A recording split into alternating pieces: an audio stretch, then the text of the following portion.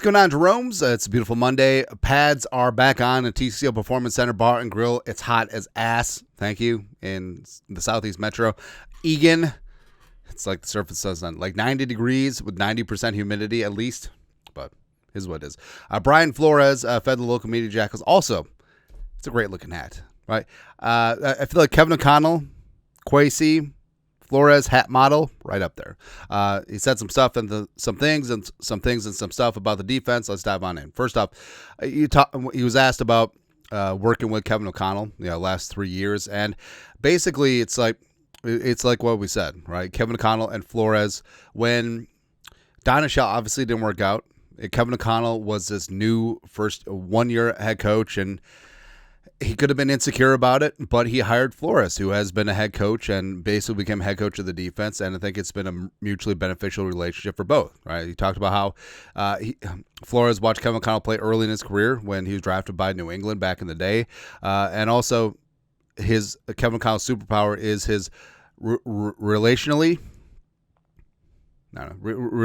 with the players. And we talked about how I think that Kevin O'Connell is an emotional EQ genius, which is really good. And obviously, that level of communication and that understanding, but also still holding people to high standards, I think that's exactly what Kevin O'Connell brings. And also, Flores talked about how he's gotten better as a coach with Kevin O'Connell as well, where there's some weaknesses and strengths in everyone, but some of the weaknesses have gotten better. It's really good. Also, just a really good working dynamic. Talked about specifically in training camp, like offense wants to get better, defense wants to get better, and some teams it turns into a competition, schism, us against the world, where it's literally offense side of the ball versus defense side of the ball. You see this, I feel like you see this a lot with defense dominant teams, where the defense is pissed that the offense can't get anything done and sort of takes it out on them in practice. But communication and compromise, everyone gets some of their work done during training camp, and I feel like that's really key, right? And if and when Flores gets a head coaching job soon, hopefully the next defensive coordinator will be that open with Kevin O'Connell as well. It's going to be good. D-line room, I talked about how there's tons of talent in that room. Young players, shouted out Levi, Redmond, Taki, Tyron Ingram Dawkins, the rookie from Georgia, as well as Travis Bell, Elijah Williams, making big-time plays there. And Flores talked about how obviously there's only so many snaps to go around, but more players who can get out there and make plays, the better. And just the growth, healthy competition, camaraderie ship in that defensive line room, it's really good. And I feel like you hear that about the quarterback room over the last couple of years with O'Connell as well. And obviously there's one quarterback spot, but everyone seems to get along. Everyone seems to want to make each other better, because when you make your room better, you make yourself better. So it really is sort of a great feedback loop, which is good.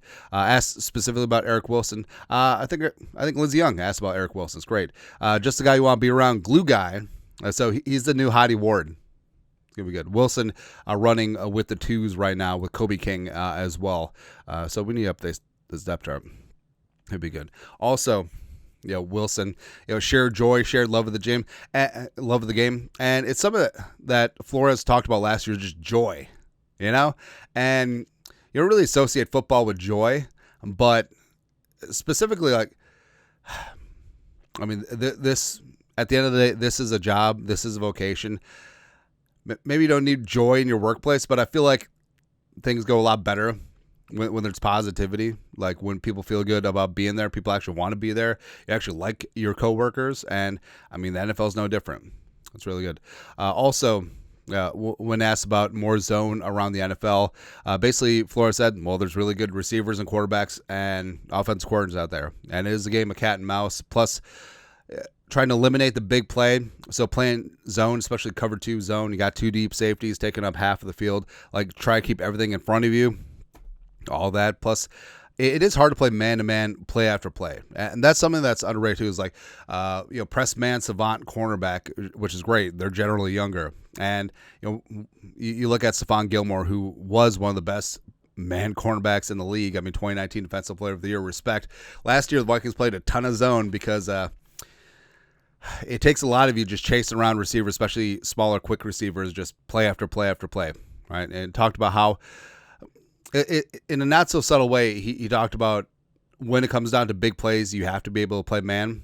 All right, mainly because big plays he's setting in the house, and you're going to play man across the board, especially when you go with like a zero blitz generally. But but that's how they get into cornerback evaluation. Big plays, got to be able to play man, got to be able to do. The more you can do, the more you can do. All right, asked specifically about Christian Wilkins. So there's a lot of talk about Christian Wilkins out right now. I know Schefter had a kind of a bombshell report on McAfee's show. Flores obviously didn't get into that, but talked about how does have a lot of history with Christian Wilkins. Is going to let Kwesi do the work. Wilkins, good leader, a good player, well-rounded, ascending during his time at Miami. Doesn't know what happened with the foot injury.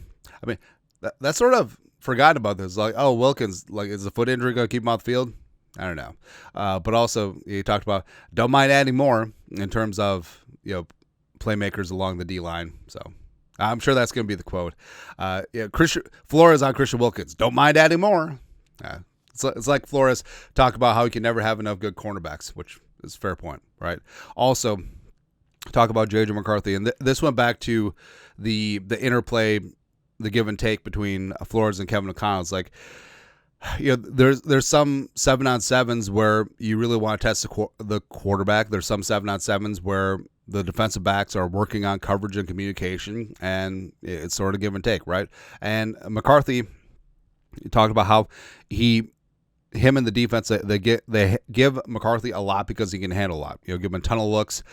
Don't treat him with kid gloves, and I think that's a great sign because Flores isn't the type of coordinator who, if there was a young quarterback who couldn't handle this, he wouldn't bring the house every day just to wreck him. Because that's just ego. That's just a weak ego, and I mean that's like football of best year, right? Buddy Ryan just trying to take it to Doug Flutie or something. Actually, no, they weren't on the Bears at the same time. But with McCarthy, it's like he can handle it, right? And it says I think JJ's done a great job. I really do. I talked about maturity, talked about handling things at the line of scrimmage, talking about all these things, all the soft skills beyond like, hey, can he throw a football over the mountains? Yeah, and then with Okudah.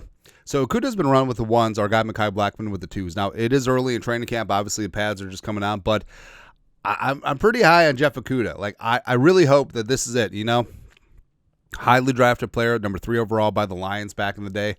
And it'd be great if he turns into like a solid starting cornerback, gets to play Detroit twice a year. It's like, hey. But talked about how Okudah works hard, watches film relentlessly, waits in the position room, is always doing extra things. I said he wouldn't be shocked if Okudah's out there doing something on the field. Also, more comfortable in the defense, and also what they're going to ask of him to do. So that does raise an eyebrow a little. Well, like, what do you mean? Like, he's comfortable with what you're going to ask him to do? Is he just going to play outside corner? Could there be more?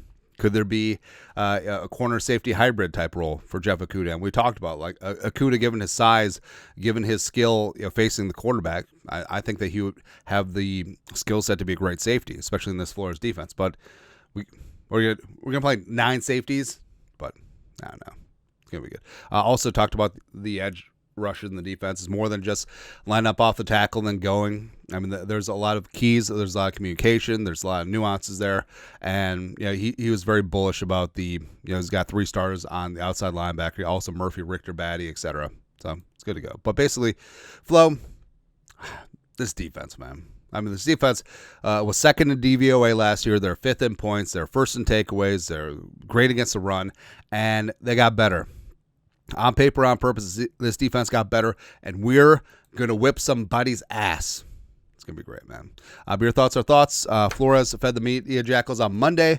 Let us know your thoughts, comment section, your 2 cents. You guys know what to do. Skol, production value.